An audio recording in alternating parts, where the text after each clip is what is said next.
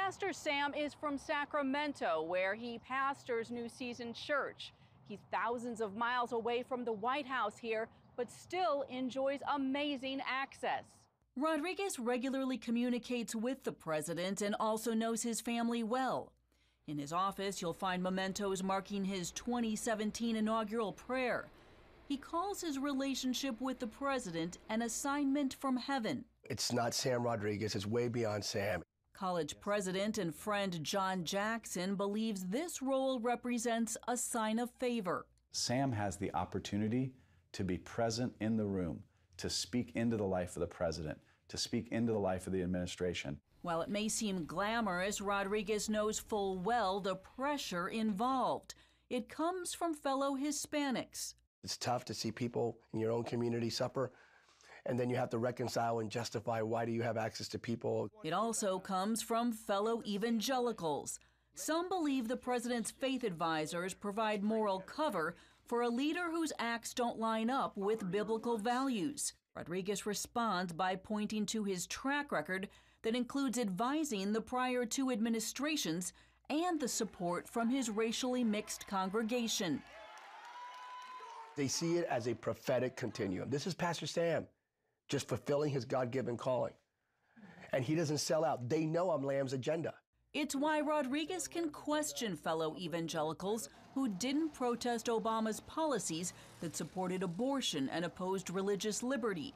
I have a problem if you weren't here opposed to policies of President Obama that ran counter to religious liberty and our Judeo-Christian value system, and all of a sudden you're opposed to Donald Trump. He also wants to see the end of political name-calling among believers. Politics defining the evangelical world instead of the evangelical world impacting politics. Despite his voice and platform, Rodriguez still hasn't reached his goal of immigration reform. He's pushed for it for years, working with both the White House and Democrats, including Nancy Pelosi, to make it happen. He saw a glimmer of hope earlier this year when the White House proposed legalizing Dreamers, but politics on Capitol Hill snuffed it out. I do believe the onus falls on Congress. The president really gave it the old college try. At the end of the day, Rodriguez maintains he does not follow Republicans or Democrats. He pursues what he calls the Lamb's agenda. While Rodriguez will praise the president, he will also speak his mind, especially on immigration. Case in point, after reports that Trump made offensive comments about immigrants from Haiti, El Salvador, and Africa, Rodriguez condemned the language, calling it hurtful. So what keeps him going? As a Californian, Rodriguez says he's very familiar with threats to religious liberty and how the president is keeping them at bay. And he wants to fight for the innocents, like the unborn and immigrant children. I've seen families separated because the parents were deported. Been there.